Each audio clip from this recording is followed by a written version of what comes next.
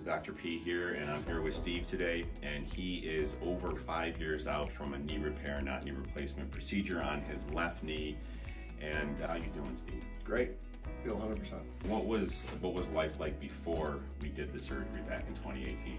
Just a lot of pain in my left knee. Bending was very difficult. Playing sports, I had to take like Tylenol and some other pain medications just to get through the day.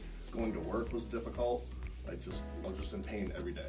Gotcha. So, you weren't able to do the things you want to do. You're pretty active. You like to play sports and things like that. What type of sports? Well, now, because of my age, like pickleball, just normal working out, but I enjoy playing tennis with my daughters, which I have no problems, like running around the tennis court. The program worked out pretty good for you? I'm extremely happy. What would you tell someone who has been told they need a knee replacement and they're kind of on the fence? Should I do a knee replacement? Should I not do a knee replacement? Should I try to preserve my knee, my own parts? Oh, 100%.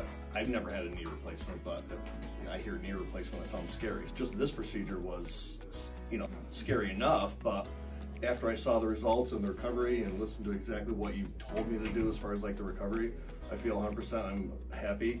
My wife is asking me, why do you have to go see Dr. Pietropaoli anymore? Because I have no plan. Like, she says, you don't complain or your knee feels great, why do you have to go see him? I'm like, I'm still going to go see because I want to just make sure if there's anything additional that's got to be done, keep an eye on it, just because I want to stay healthy. Absolutely, we check it once a year, and as I was just showing you, there was a little narrowing before the surgery here. Some people might say, oh, you need maybe not a total knee replacement, but a partial knee replacement.